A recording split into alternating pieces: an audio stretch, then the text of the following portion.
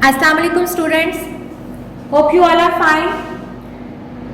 आपने previous lecture में exercise 1.1 खत्म की थी। उसमें हमने सेट के बारे में पढ़ा था, subset, proper subset, improper subset और पावर सेट। आज हम एक्सरसाइज 1.2 स्टार्ट करेंगे और एक्सरसाइज 1.2 स्टार्ट करने से पहले हम कुछ लॉज पढ़ेंगे इसके। सबसे पहला लॉ है commutative law of union. Commutative में याद रखें कि दो सेट्स होते हैं।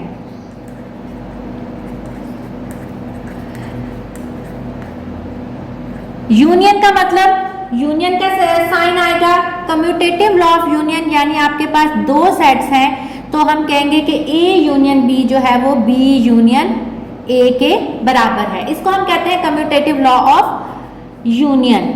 कम्यूटेटिव लॉ ऑफ इंटरसेक्शन में आपके पास सिर्फ यूनियन की जगह आपके पास क्या आ जाएगा, इंटरसेक्शन। तो ये आपके पास हो जाएगा, होंगे इसमें भी दो ही सेट्स, ए इंटरसेक्शन बी जो है वो बराबर है बी इंटरसेक्शन ए के। उसके बाद आपके पास आता है एसोसिएटिव लॉ। एसोसिएटिव में तीन सेट्स होते हैं।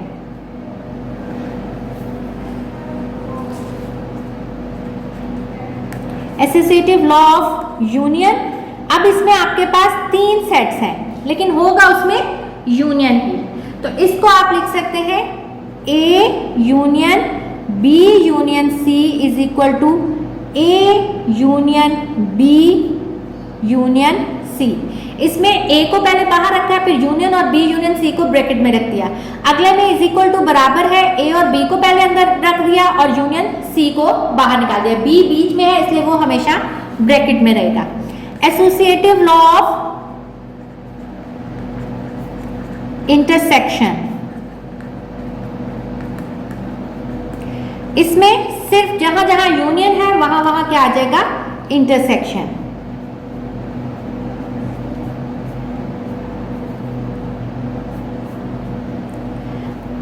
अब थर्ड लॉ है distributive law of union over intersection और distributive law of intersection over union. तो हम लिखते हैं सबसे पहले distributive law of union over intersection.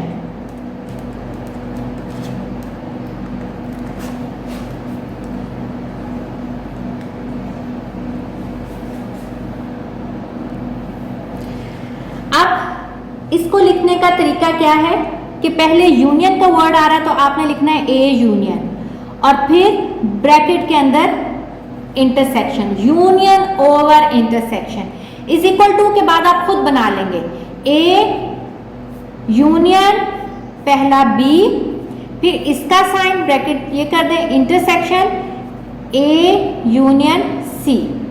दोबारा देखें, distributive law of union over intersection में क्या करना है, पहले आपने ए के साथ union B intersection C, union over intersection is equal to A union पहले ये बी, फिर ब्रैकेट बंद, फिर ये इंटरसेक्शन का साइन, फिर ए यूनियन सी। इसको कहते हैं distributive law of union over intersection.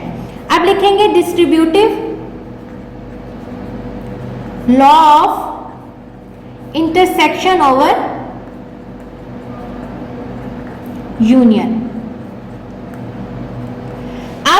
क्योंकि पहले इंटरसेक्शन आ रहा है तो हम पहले ए के बाद पहले इंटरसेक्शन लिखेंगे, फिर B union C, intersection over union. अब अगेन उसी तरह ब्रैकेट खोलेंगे ए इंटरसेक्शन बी ब्रैकेट बंद और बीच का ये क्या है, यूनियन ए इंटरसेक्शन सी। अब हम इसकी एक्सरसाइज स्टार्ट करते हैं। आपके पास है verify A union B is equal to B union A and A intersection B is equal to B intersection A. आपको मैंने अभी बताया कि जब आपके पास दो सेट्स होते हैं तो इसको कम्यूटेटिव लॉ कहते हैं। तो ये आपके पास कम्यूटेटिव लॉ ऑफ यूनियन है और ये कम्यूटेटिव लॉ ऑफ इंटरसेक्शन है। उसने आपको दो सेट्स दिए हुए हैं, यानी एक में ए की वैल्यू ये है, बी की ये है और सेकंड ये। तो मैं आपको एक पार्ट करवा देती हूँ, एक आप लोग खुद करेंगे। तो मैं आपको इसका पहला पार्ट करवा देती हूँ। ए जो है वो 1 2 3 अप टू 10 है और बी है 7 8 9 10 11 12 और आपने इसको वेरीफाई करना है। पहले ए यूनियन बी जो है वो बी यूनियन ए के बराबर है। पहले हम इसका ए पार्ट करते हैं। ए यूनियन बी जो है वो बी यूनियन ए के बराबर है।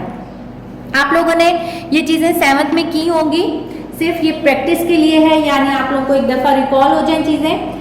सबसे पहले जब आपके पास left hand side right hand side के इक्वल करना होता है या प्रूफ करना होता है तो हम क्या करते हैं, कंसीडर करते हैं एक साइड को।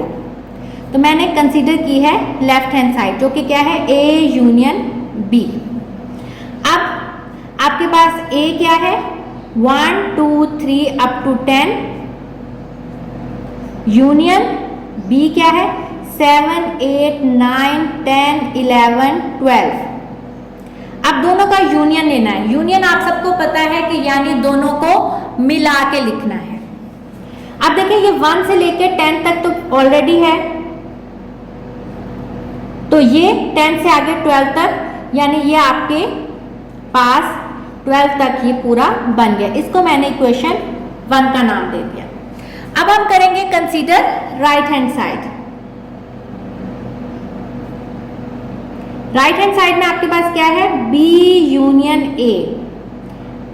अब आप लोग पहले बी सेट लिखेंगे, बी सेट लिखेंगे पहले 7 8 9 10 11 12 यूनियन ए लिखेंगे 1 2 3 अप टू 10। अब दोनों को कंबाइन करेंगे, बी यूनियन ए, तो वो आपके पास बन जाएगा 1 2 3 4 12 तक। इसको मैंने इक्वेशन 2 का नाम दे दिया। तो अगर आप देखें इक्वेशन 1 और इक्वेशन 2 आपके पास दोनों बराबर है। ये थी आपके पास इक्वेशन 1 2 3 4 अप टू 12 और बी आपके पास है 1 2 3 4 अप टू 12। तो from equation 1 and 2 it is proof that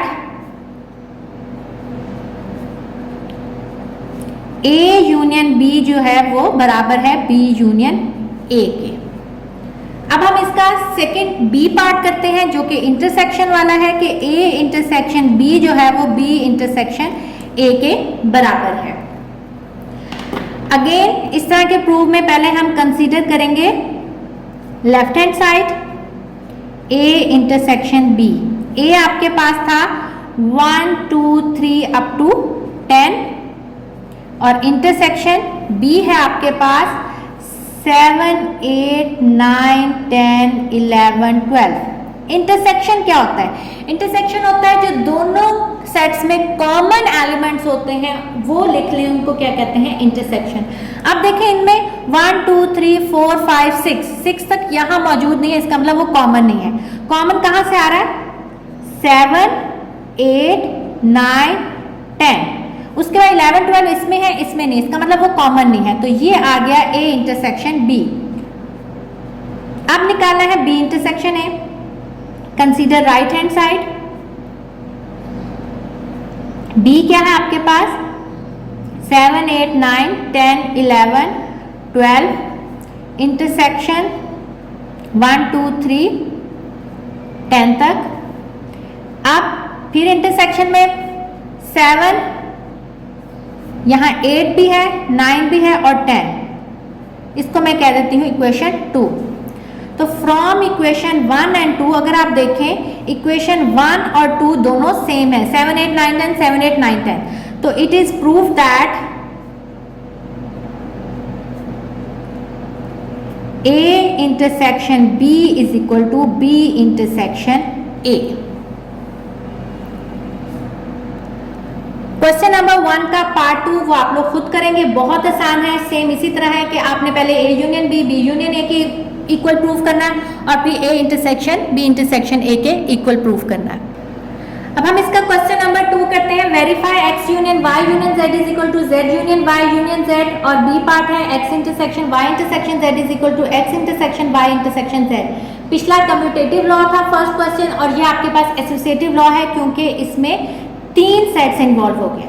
तो सबसे पहले हम इसका पार्ट ए करते हैं, x union y union z, z union y union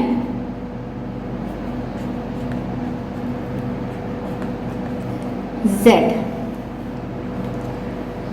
again इस तरह के क्वेश्चन में आप करते हैं, पहले कंसीडर करते हैं लेफ्ट हैंड साइड। इस तरह के क्वेश्चंस को जब 3 चीजें हो, 2 तरीके हैं कि आप एक ही लाइन में तीनों कर लें, उसमें बच्चे गलती कर लेते हैं, लेकिन बच्चों को शायद 7th में वही करवाया जाता है तो वो उसी तरह करते हैं। मैं आप लोगों को भी उसी तरह करा देती हूँ, लेकिन ध्यान से स्टेप बाय स्टेप करना है। x union y union z। सबसे पहले आपने x लिखना है। x क्या है आपके पास? a b c d union, अब आपने ब्रैकेट डालनी है। y का सेट क्या है? y का आपके पास सेट है b d c f union z क्या है? c f g h।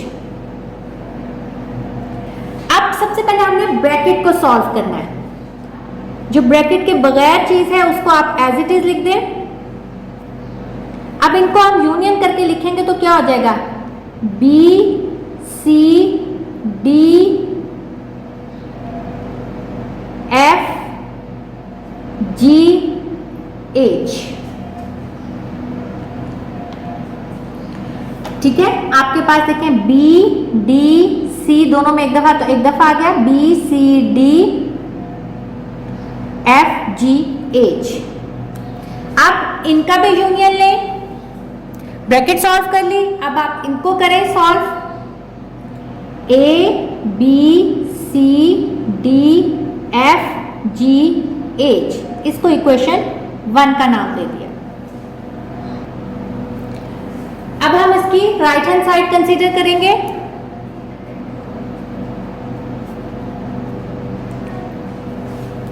Right hand side में आपके पास है x union y union z। अब इसी को भी इसी तरतीब से लिखेंगे। पहले हम लिखेंगे x है आपके पास a b c d union y है आपके पास b d c f union, bracket बंद कर दी, यूनियन z है आपके पास c f g h। पहले हमने ब्रैकेट सॉल्व करनी है। a b c d f union c f g h। इनका अगेन यूनियन लें, a b c d f g h। यह आ गया आपके पास इक्वेशन 2। अब हम देखते हैं कि इक्वेशन 1 और 2 क्या दोनों सेम है। ये है आपके पास इक्वेशन 1। इक्वेशन 1 में था a b c d f g h, और यहाँ भी a b c d f g h। इसका मतलब इक्वेशन 1 और equation 2 left hand side right hand side के इक्वल है। It is proof that x union y union z बराबर है x union y union z के। अब हम इसका b पार्ट करते हैं जो कि है इंटरसेक्शन वाला। x intersection y intersection z, x intersection y intersection z।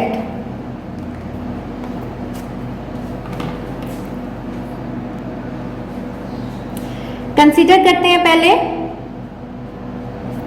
Left hand side x intersection y intersection z। सबसे पहले x लिखते हैं। x आपके पास है a b c d intersection y है आपके पास BDCF,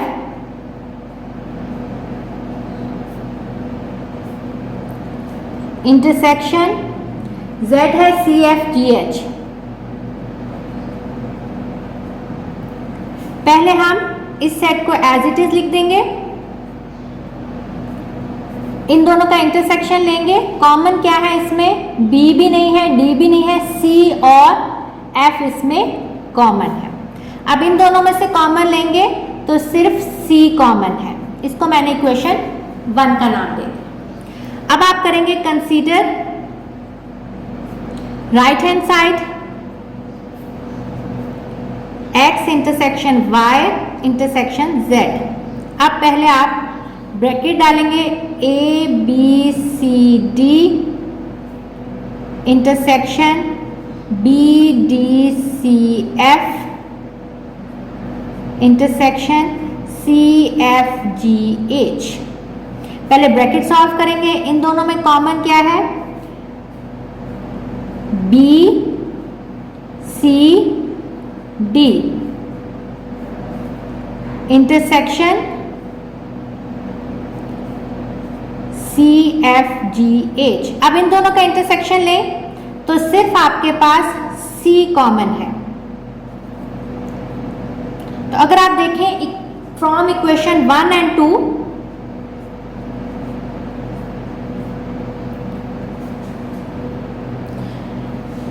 it is proved that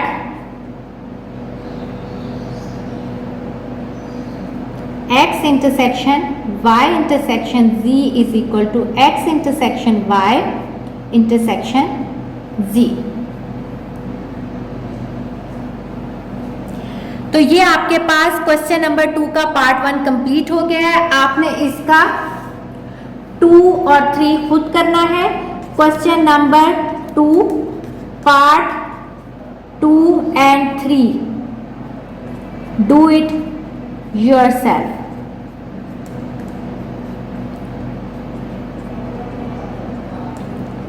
अगर आप ये प्रैक्टिस करेंगे तो आपके ये आगे के लिए भी बहुत आसानी होगी। इंशाल्लाह नेक्स्ट लेक्चर में मिलेंगे।